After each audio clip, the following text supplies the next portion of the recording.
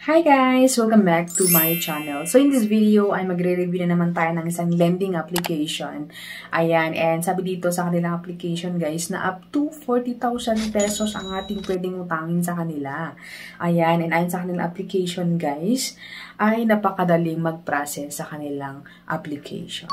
But before we go on guys, mga hindi pa nag-subscribe, mag-subscribe na, i-hit ang bell button para ma-update ka sa upcoming videos and tutorials, and syempre mapabilang din kayo sa mga upcoming pag-giveaways natin.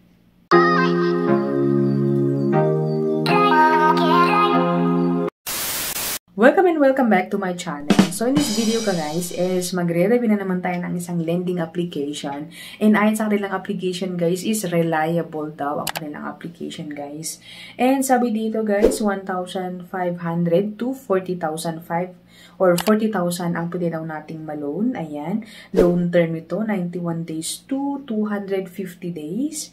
Ayan. And meron silang 10% to 36% per annum. Ayan. And 18 to 49 years old ang pwede mag-loan, citizenship of Philippine citizenship, Philippine ID holder, ayan. And ayon sa kanilang application guys, you can only need one ID to process and multiple repayment method daw, and yun na nga, reliable loan application used by Filipinos. So, no further ado, ang loan application na ito guys is si Need Loan, ayan. And powered by New Fly Lending Corporation na meron silang 4.0 stars and 225 reviews. So, bagong-bagong application. Ayan, fresh na fresh siya. Fresh na fresh sa Google Play Store. Ayan. Upon downloading guys, ay makikita agad-agad dito yung mga ID kailanganin daw sa kanila. So, ayan guys. National ID, SSS, Passport, Postal, UMID ID, Voters ID, and Driver's License. So, yun po yung highly na recommended daw sa kanila. And, meron din silang, kung wala kayo sa mga yun guys, is meron din yung GSIS, TIN ID, PRC ID, and PhilHealth ID. Ayan. So, yun na nga guys. And after which is yung permission na sa ating location, camera, ayan, installed application, and whatsoever. Ayan. So, click na rin yung accept if you wish na magtuloy-tuloy tayo sa loan or sa process ng ating pag-loan sa kanila. Okay? After which guys is yung Need Loan Privacy Policy naman. Ayan. So, click natin yung agree. And then after which guys is yung phone number. So, hihingi sila ng active na phone number. Ayan, kasi mag-send sila ng OTP. And after which, click natin yung login. Ayan. So, need loan to take pictures and record video. So, alam niyo na guys, allow while using the app para safe tayo din guys. Okay? So, manage phone calls. Ayan. So, yun na nga. Andito na tayo sa dashboard. Ayan. So, kitang-kita nyo naman si screenshot. Ayan na para siyang third party. Ayan. So, kung pansin nyo guys sa kanilang dashboard, so, meron dyan si need loan, cash loan, and salary loan. Ayan. So, nagtataka ako guys kasi sabi ko nga na para siyang third party.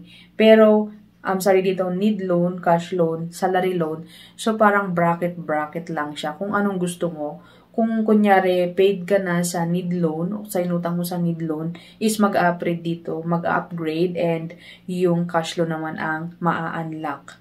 So, pansin nyo guys na hindi pa siya naka-red, meaning hindi pa siya unlock. After which guys is yung salary loan. So, para siyang loan mo is lumalaki yung pagpipilian mo. Parang iba lang yung style, pero parehas lang sa mga ibang application.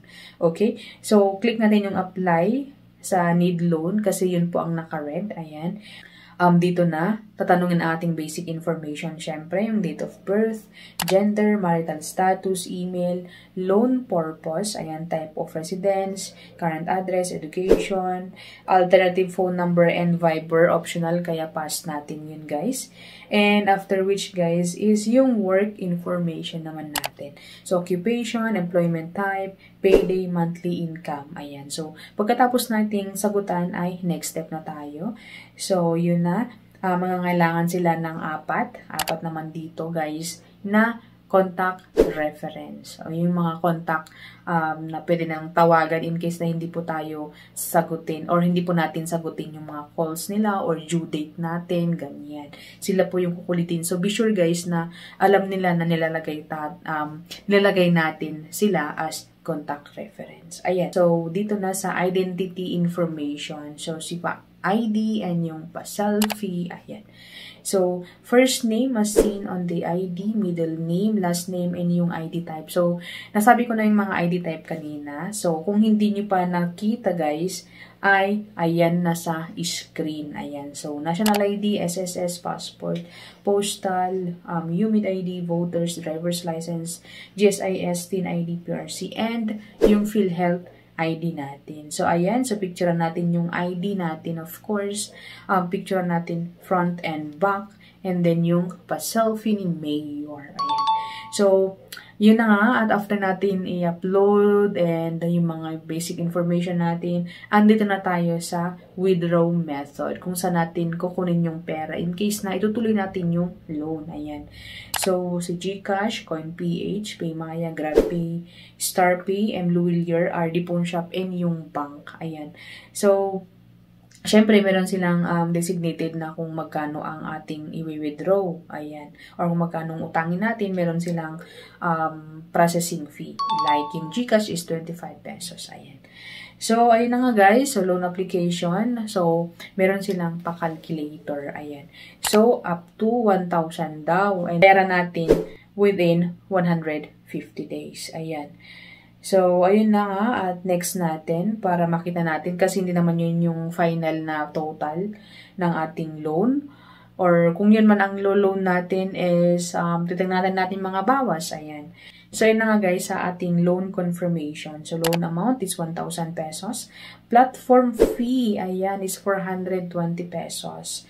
And yung payment channel fee, pag GCash, 25 pesos. Pag RD Pawn Shop, 130 pesos. Depende na po guys sa ating gagamitin. So, iba-minus po dito sa ating loan.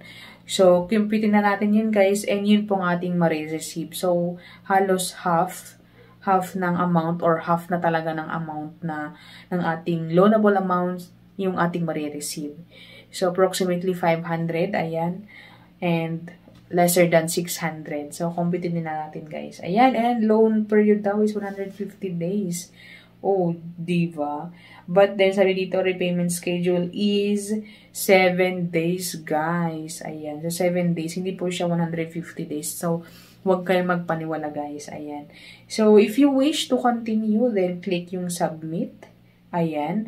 But then, itong application guys is meron silang option kung saan ay pwede daw nating i-delete ang ating information or ating mga pinaglalagay kanina sa application na ito. Ang gagawin lang ay pumunta sa My Center, sa may pinakababa, My Center, and then meron yung delete account. Pero ang sa akin lang guys is hindi po tayo sure kung mag-delete po ang ating account. So, nakadepende na po sa system nila kasi kanina inalam natin yung permission sa ating phone. So, automatically or automatic na yung mga information guys is napupunta sa kanilang system. So, hopefully na yung mga information natin is i-delete talaga nila. Ayan. So, yun guys. And, I hope na may natutunan kayo sa application review na ito. Ayan, na medyo may kataasan din ang bawas sa kanila. So, thank you for watching. And sa mga naghahanap ng mautangan ngayong 2024, hope na nakatulong ang video ito. So, comment down below sa mga nakasubok na rin dito. Ayan, sa bagong application, need loan application. Comment down below guys para ma-enlighten din kaming mga baguhan sa application na ito. Ayan. So, thank you for watching and see you in my next one. Bye!